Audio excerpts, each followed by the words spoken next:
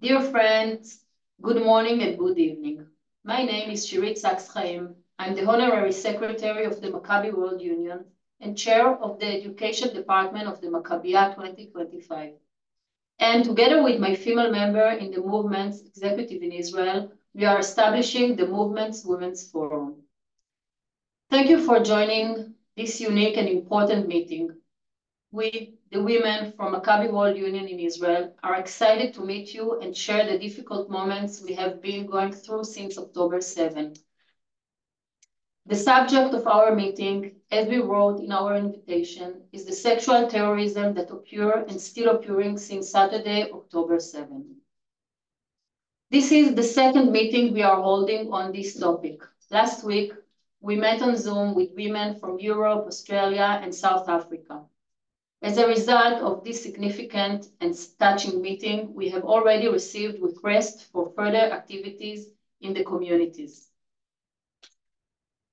Following the important visit to Israel by Pramila Patten, the UN Secretary General's High Commissioner for the Treatment of Sexual Crimes in Conflict Areas, some of the spokespeople who were supposed to participate in the meeting were invited to the President's residence and for additional meeting with the Commissioner.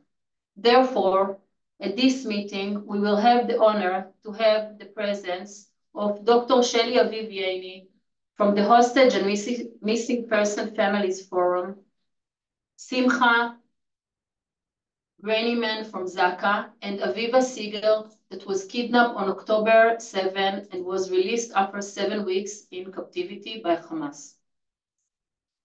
The meeting will last about an hour and a half. To manage the meeting decently, we would appreciate if you would make sure to add your country and city to your name on your screen. To have open cameras in a place that will allow you to devote the appropriate attention to the sensitive topic we will be dealing with. All Zoom participants will be in mute mode during the meeting. If you have any question for the speakers, please write them in the Zoom chat. At the end of each speaker's speech, we will ask them 3 questions from the question that will come up. At the end of the session with the speakers, we will present you with an information platform we have built to echo this issue in your communities. I invite former member of Knesset and Deputy Chairman of Maccabi World Union, Orly Foreman, to open this meeting. Dear friends, shalom to all of you. Thank you very much for joining us, women from around the world. On October 7, at 6:30 in the morning, Israel faced the worst event of its history.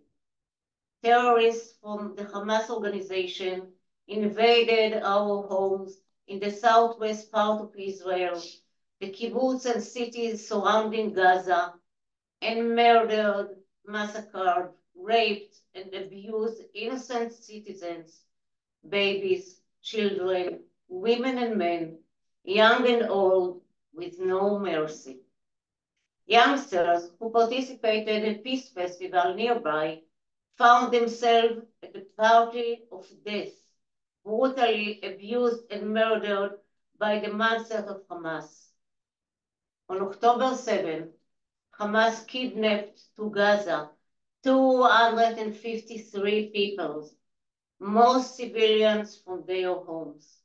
136 of them are still there, suffering every day, every moment in Gaza.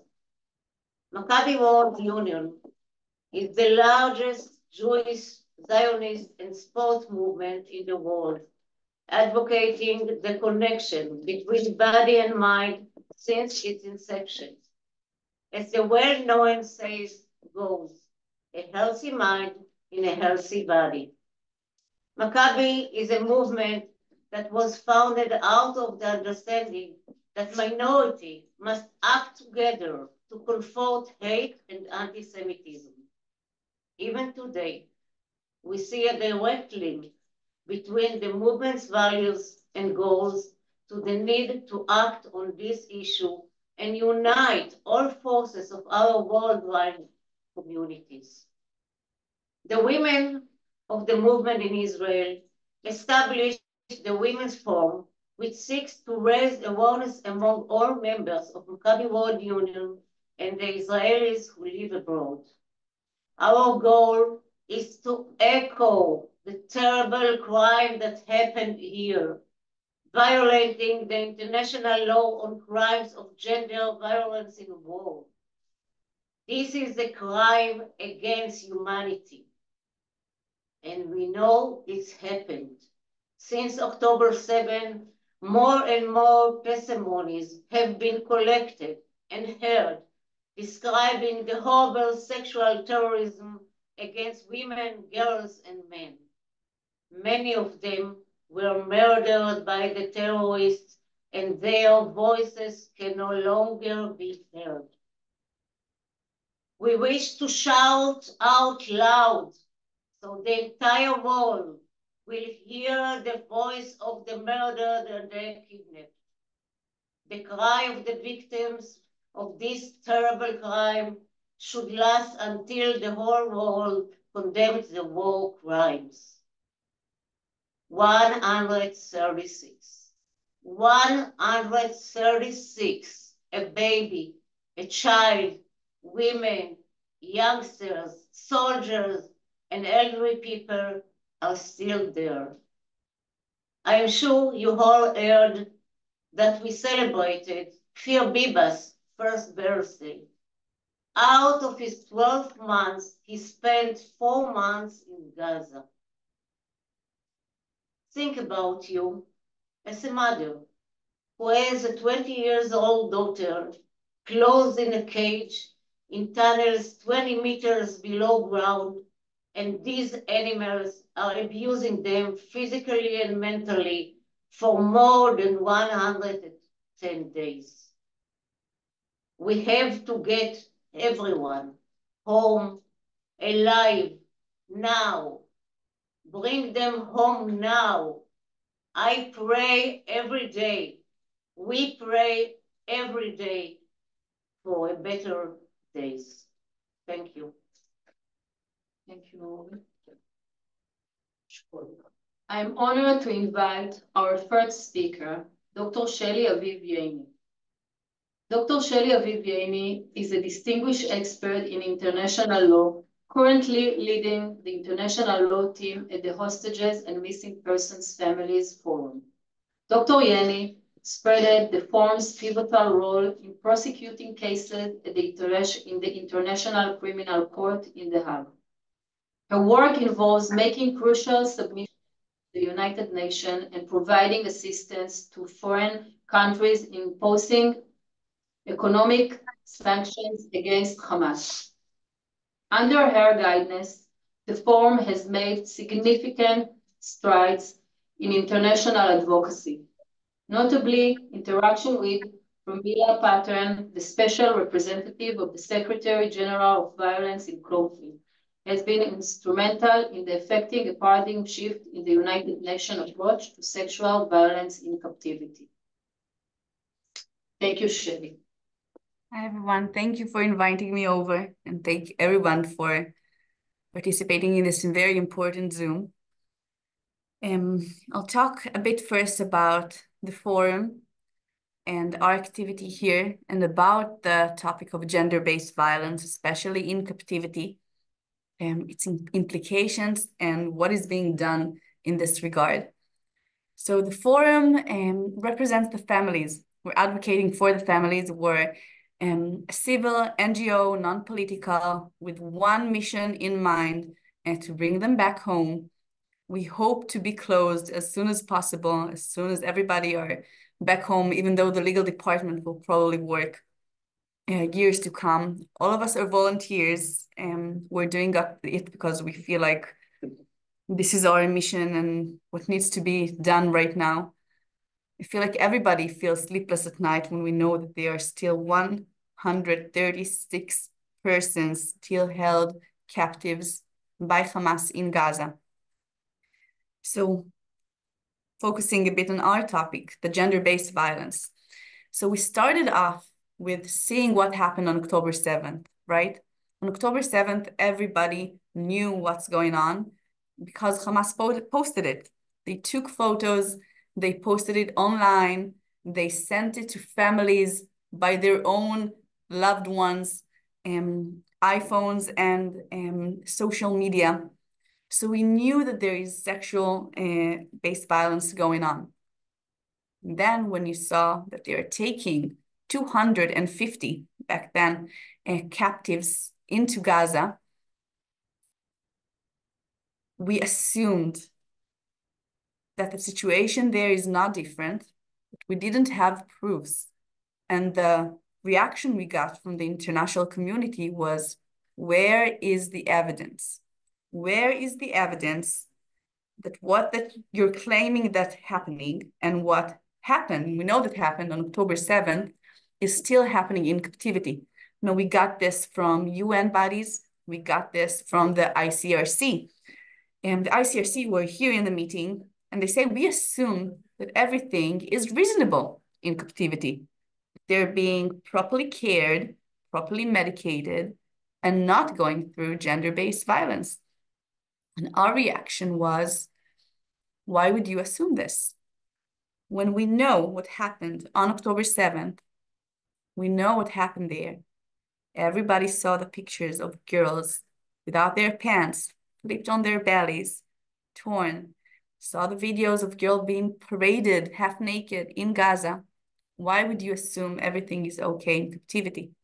Now, our gravest concern was, I come from the legal academia, from research, and legal research that suggests that women in captivity that are being harmed are not being released to destroy evidence.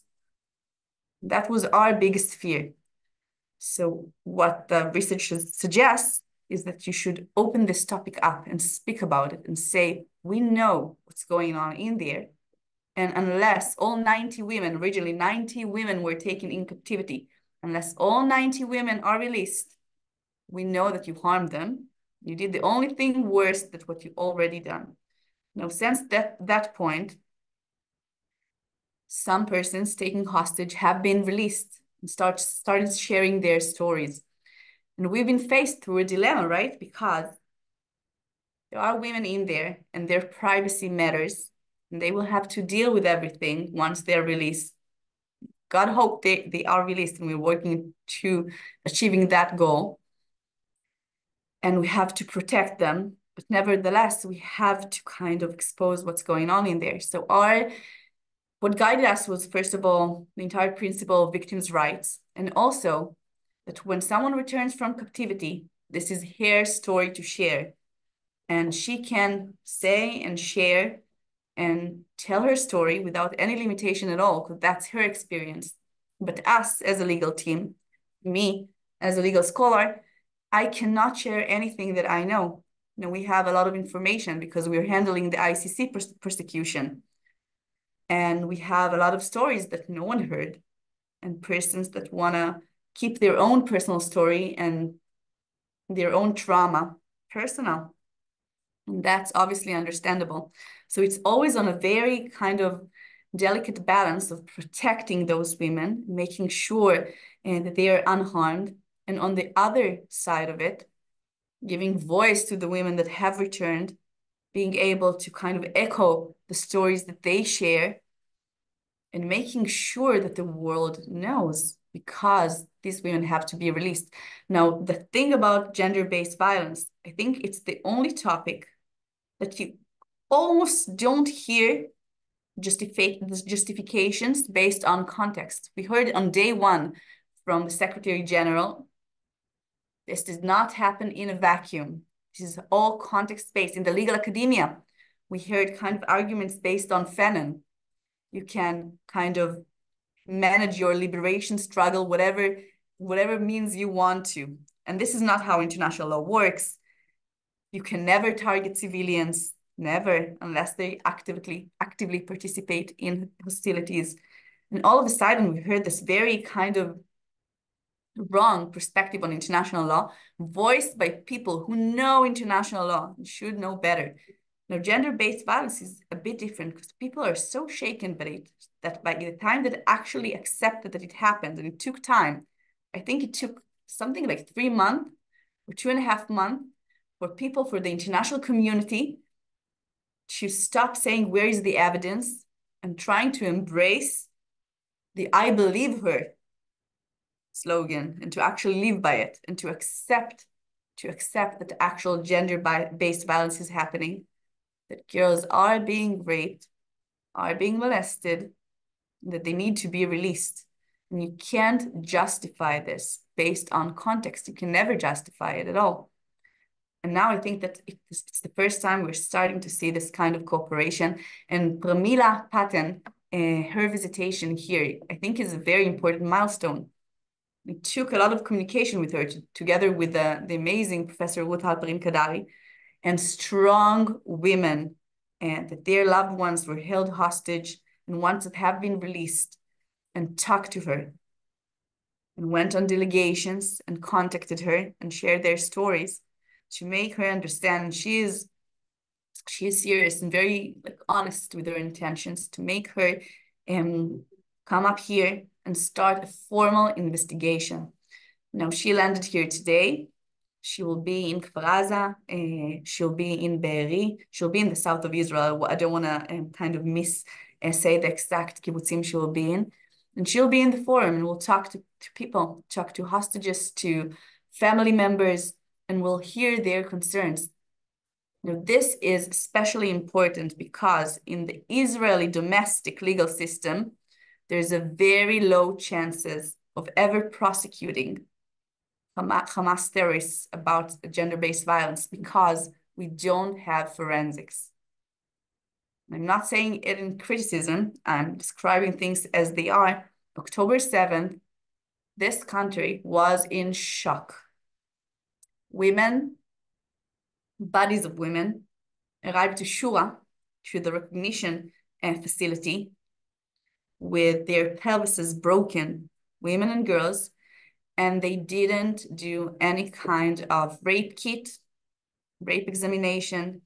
We have nothing, and those things they have their time limit. You can't do it a month after.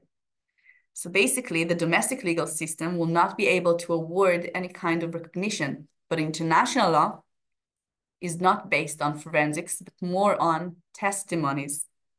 This is part of the reason that Pramila's investigation, that the ICC litigation is so important to us.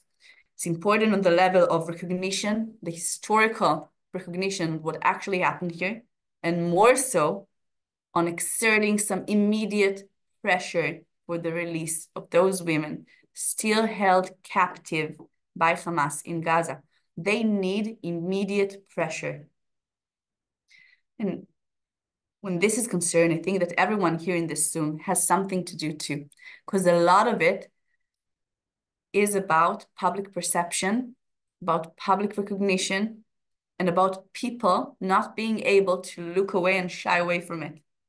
Sometimes people don't want to deal. They say, I don't want to hear about it. I don't want to know about it. It doesn't concern to me. It's easier to behave as if it doesn't happen. But if you put it out there, you raise awareness to it, if you face people with the actual facts and truths of it, you will hear Aviva soon, and you can read the New York Times research, and you can see other accounts of survivors. And don't let people forget about it. People behave sometimes in the world as if October 7th is something that happened and is past us, and now we're focused on what's going on in Gaza, for example. But 136 persons are still being in there.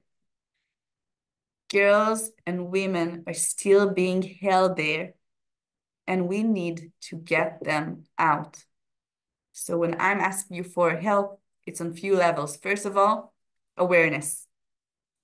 And also, use your connections, use your political connections. Get in touch with your congressperson, get in touch with leaders in your communities and demand them to act. Part of the things that they can do is to request sanctions to be issued. We are in contact with various countries on issuing sanctions. That's a very efficient method that a prosecutor can order. Talk to them about raising this topic in the UN fora. That's important too. Making it part of the political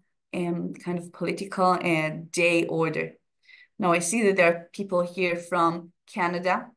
Canada had 2 hostages actually, and they were announced dead. So 2 bodies held in captivity. With the Americans, we have several US citizens in captivity. We have Italian families there too, Italian family members. I just talked to an aunt that has her, I think the oldest hostage held there, and has families with Italian citizenship. So I think it's something that everybody needs to think what kind of influence within their communities, within their circles, they can exert, kind of use to ask for help. Because these women in there, those persons held in captivity, we must speak for them, right? They can't do it for themselves. They have to survive, and we have to make sure that their loved ones see them once again. Thank you.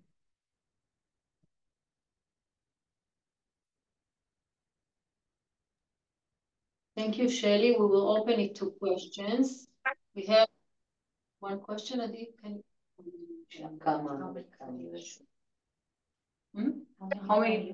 How many, someone asked how many hostages are from the USA? So we have, I think currently, and it depends on the count, but 8 hostages, if I'm not mistaken, from the USA.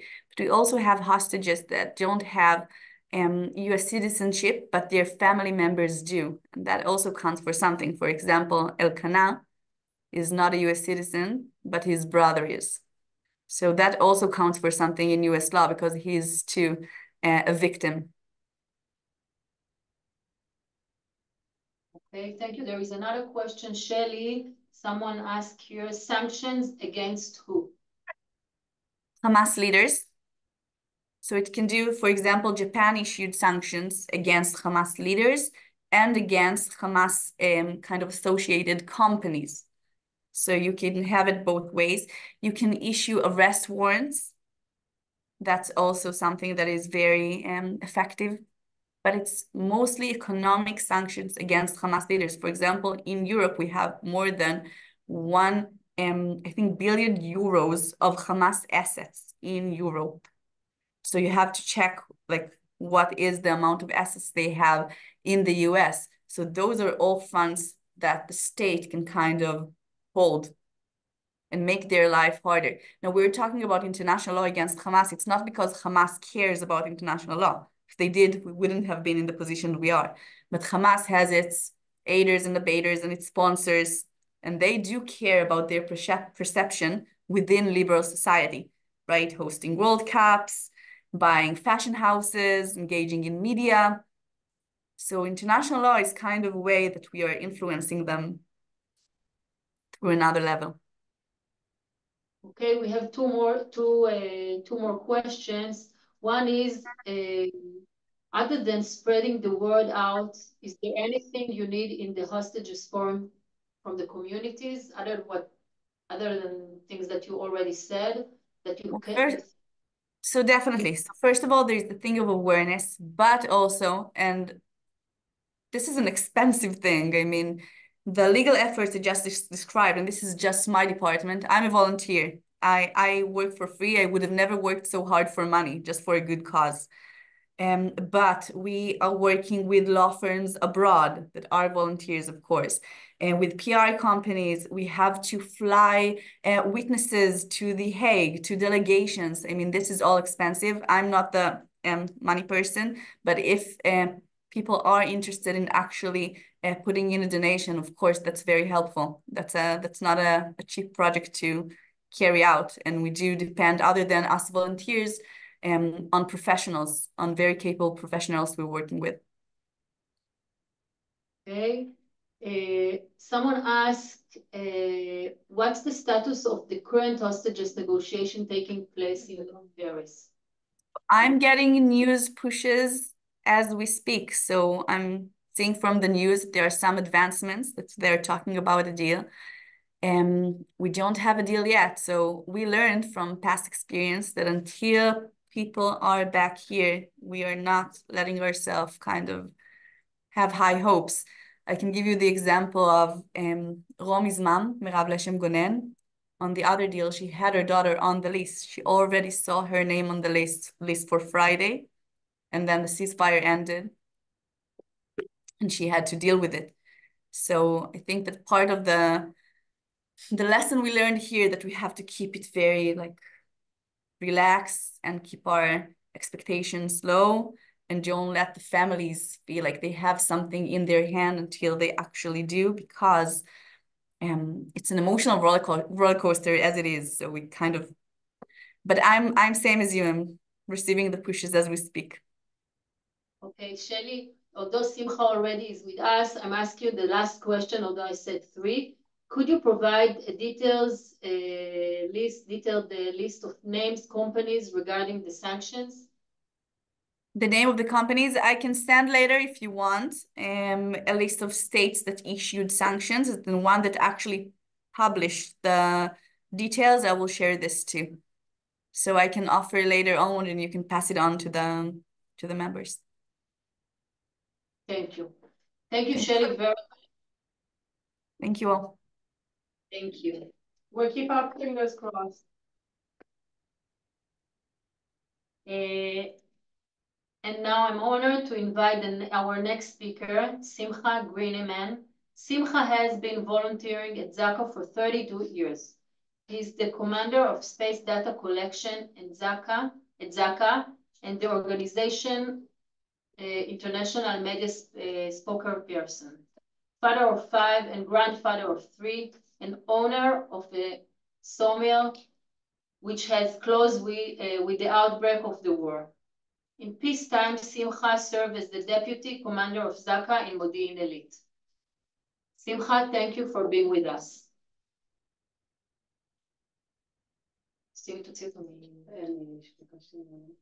Yeah, that's okay.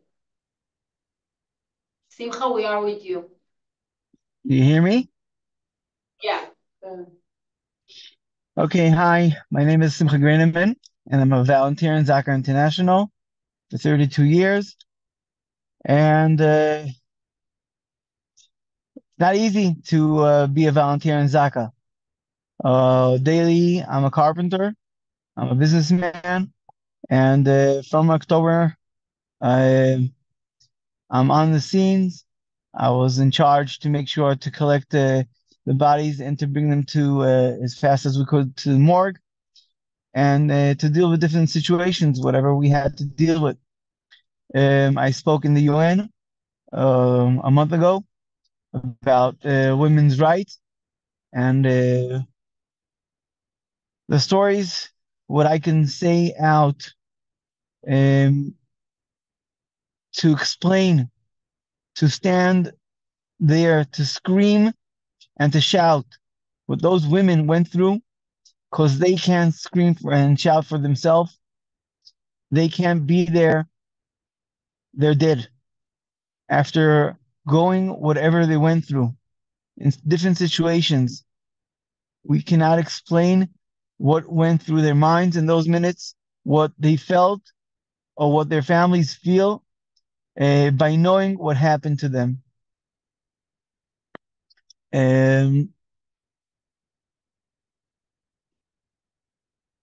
I walked into one of the houses, and there was a woman. She was naked from her waist down, and leaning on her own bed. Her hands were tied to the front of her, under her stomach, and she was shot in her head. I'm not a doctor, and I can't give any information about if she was raped or not. That's for sure not my point of view or my explanation. But I'm telling what I dealt with and what we saw when we got to the scenes.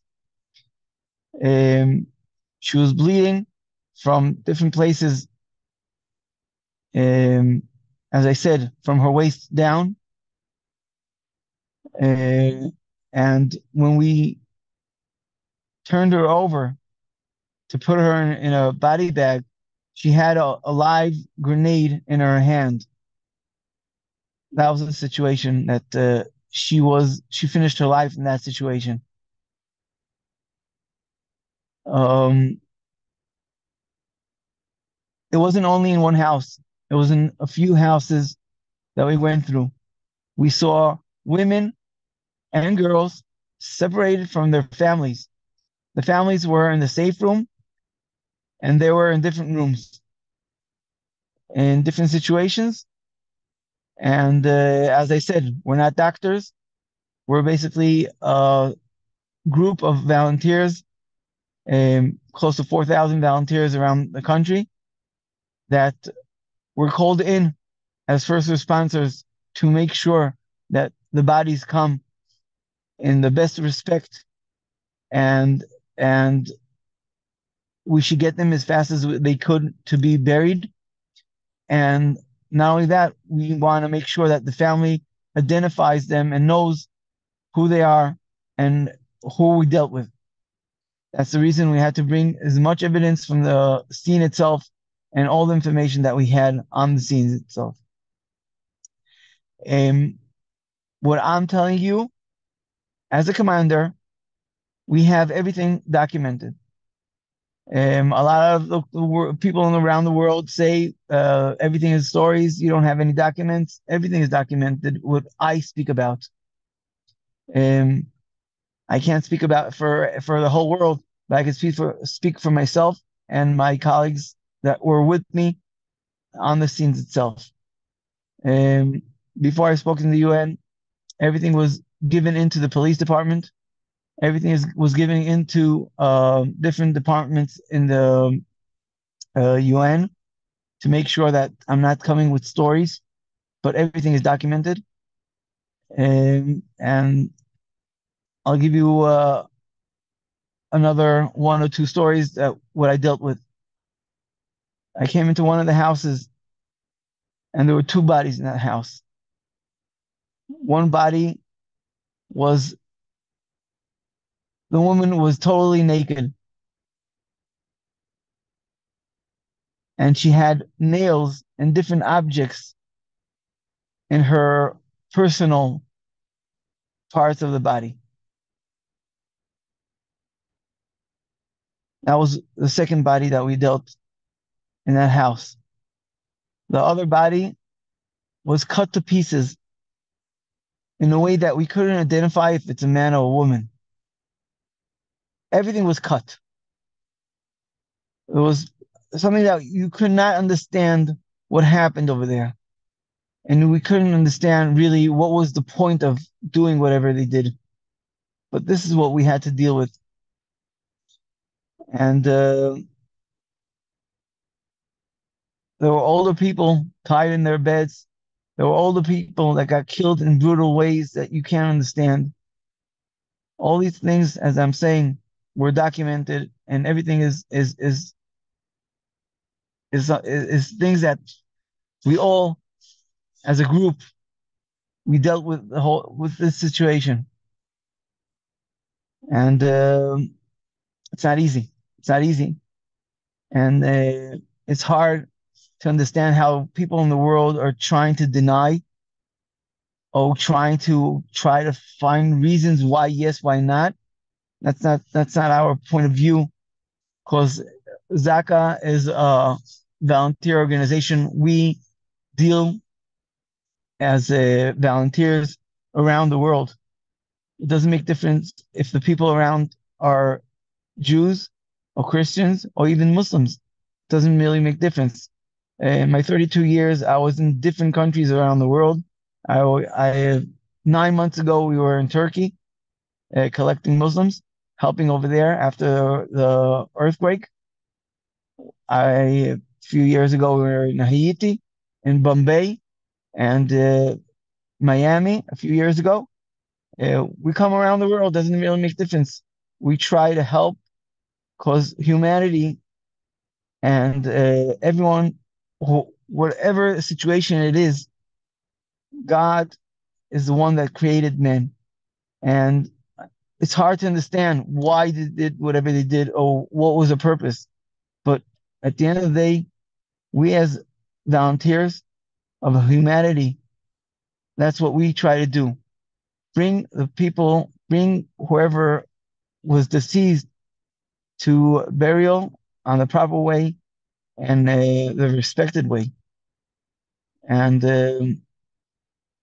that's what ZAKA stands for.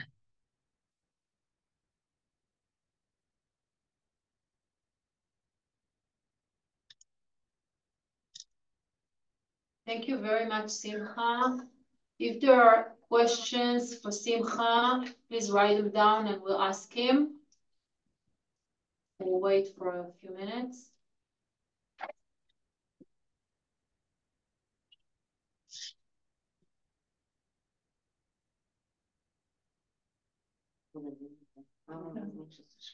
There's now a group of people of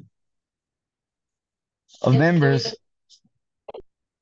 Do you see the question? I'm saying no, I didn't see the question, but I'm saying there's a group of people now in France, and tomorrow, today in France, tomorrow in England and Germany.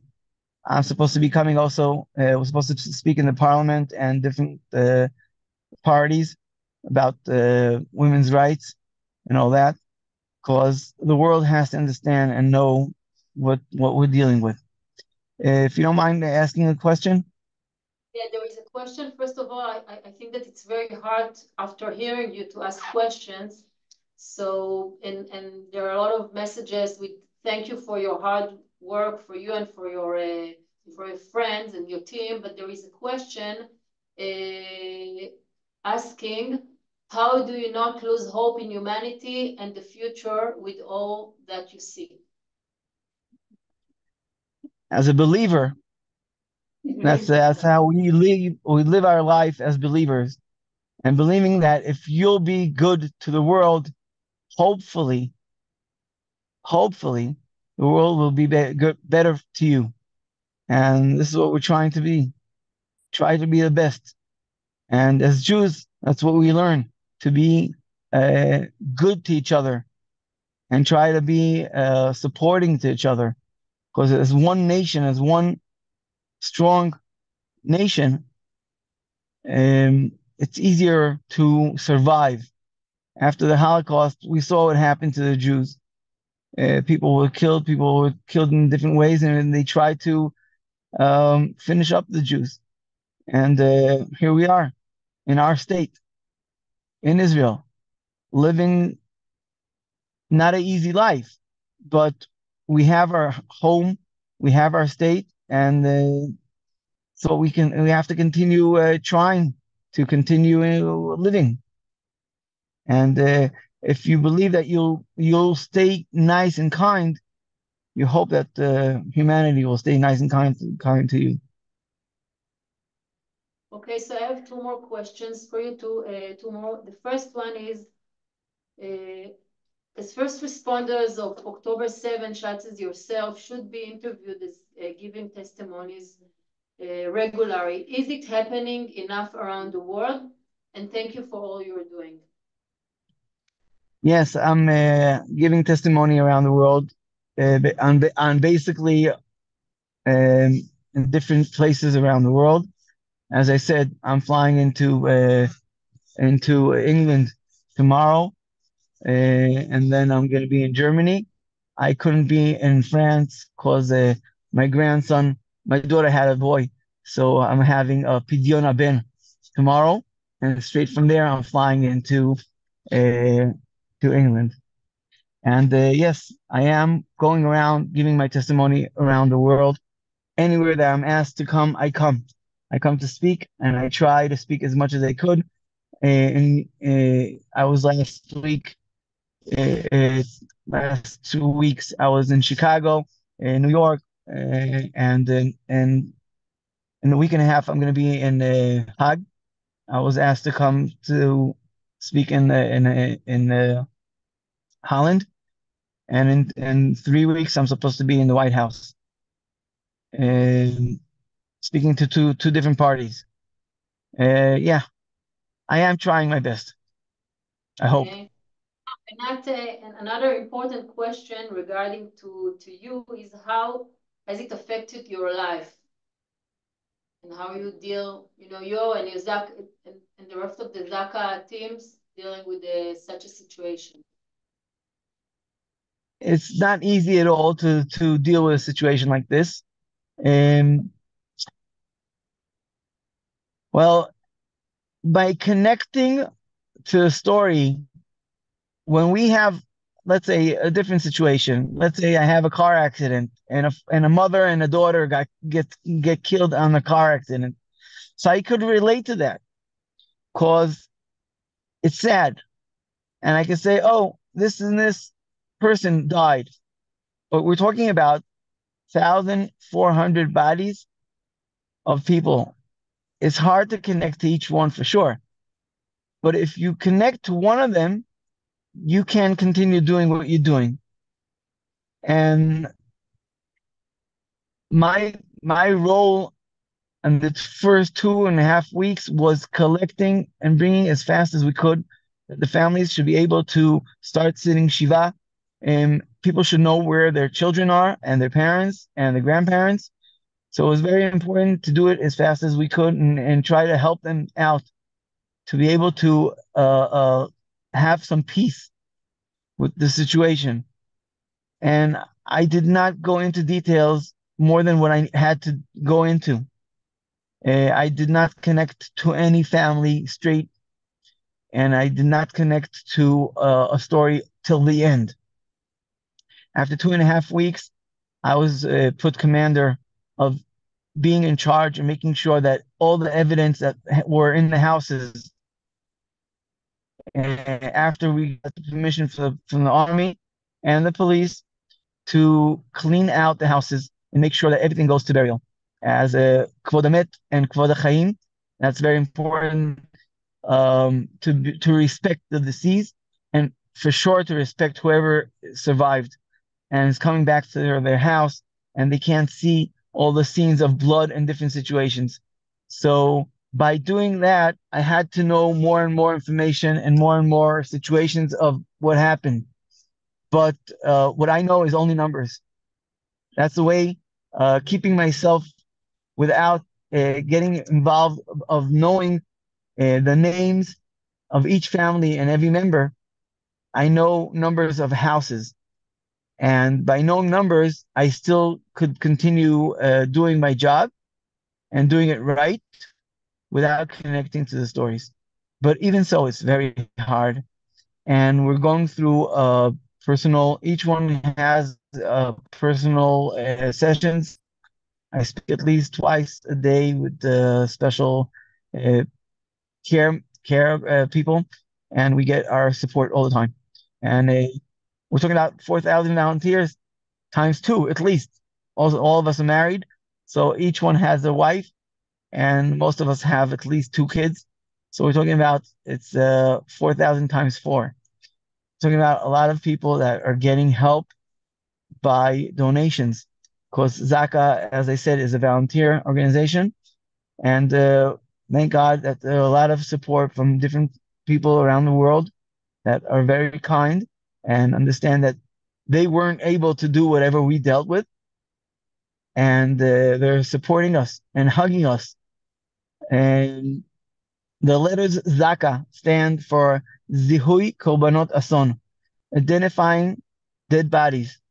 Oh, bodies in different situations, in harsh situations. That's the translations of ZAKA, what the letters stand for.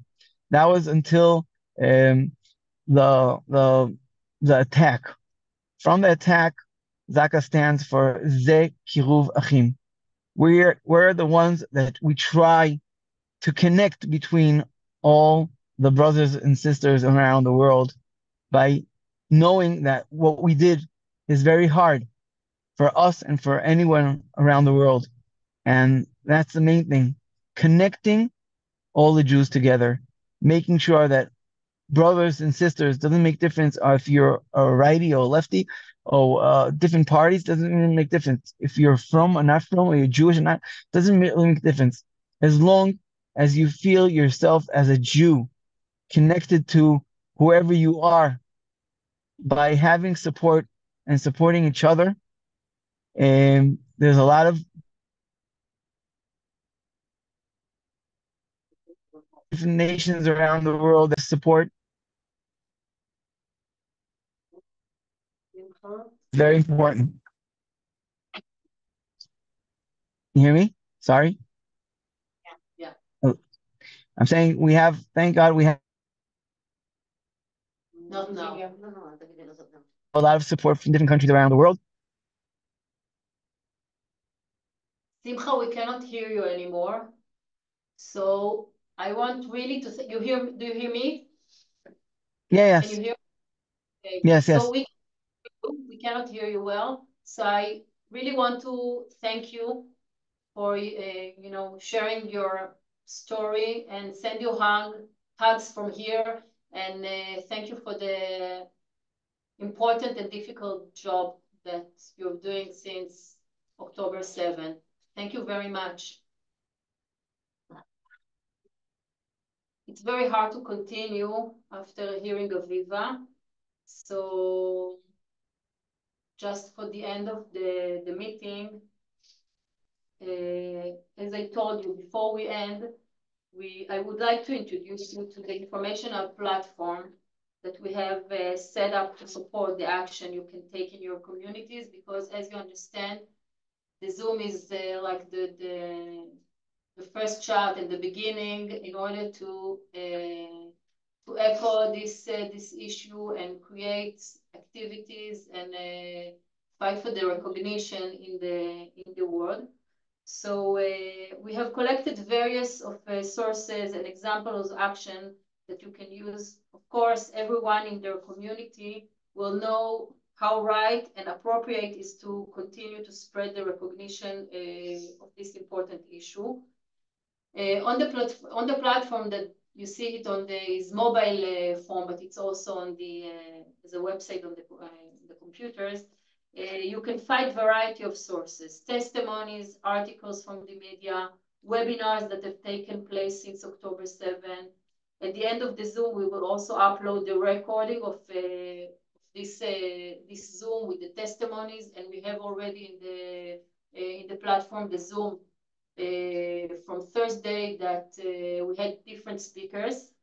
And we also attach an example for a short presentation that will allow you to present key points to people in the community. Two tools that we have put on the website for your use are example of letters for variety of influential parties in your local communities, and materials for your use on social media, including posts and profile pictures.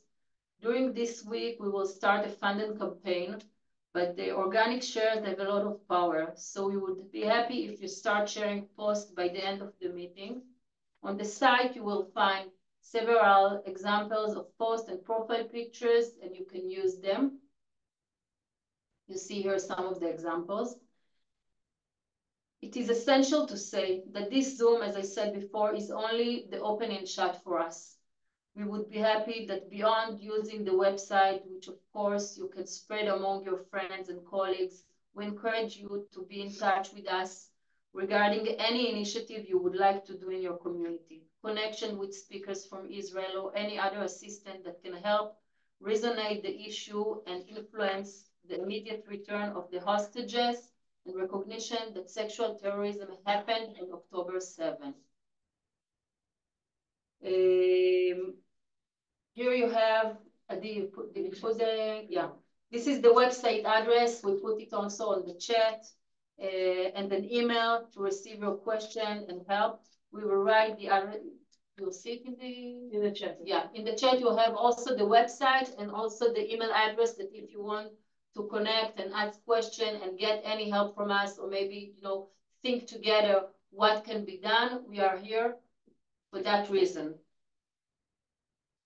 So I just will open the mute if there is someone that wants to say something, to ask.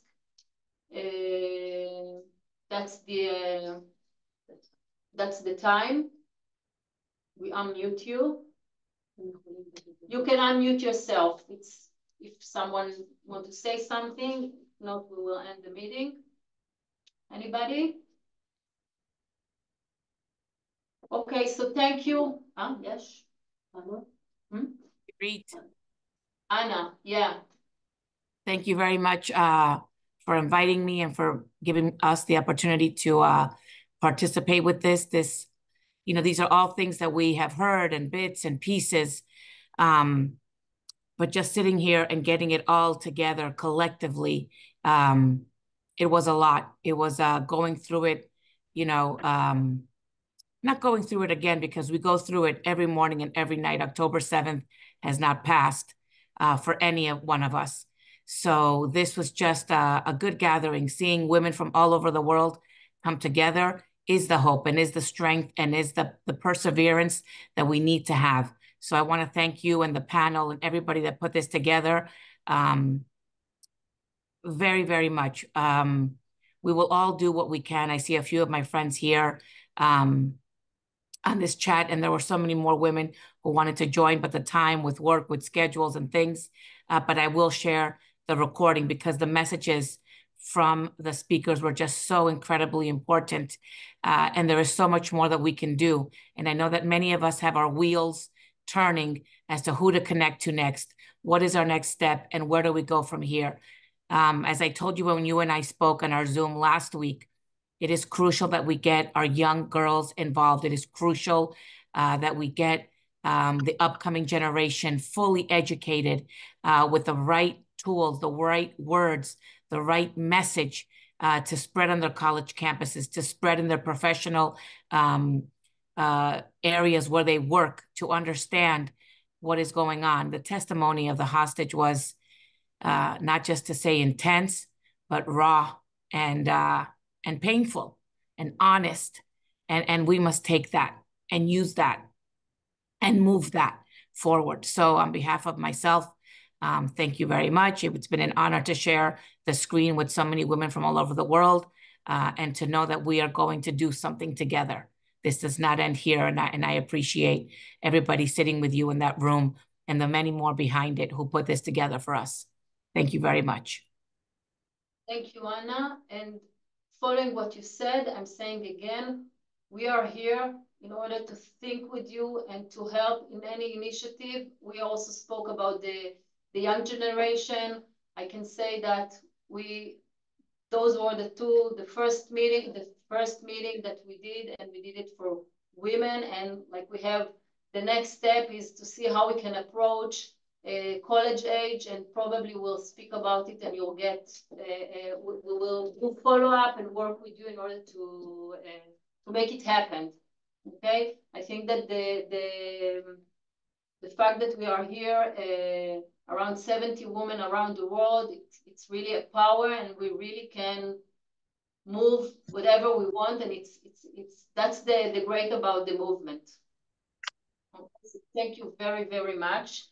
So thank you very much for you that you join us. We all pray for better days. May all our hostages and soldiers return home healthy in body and mind. Thank you for being with us. Am Yisrael Chai. Thank you. Thank you. Toda raba. Thank you. Toda. Amen. Amen.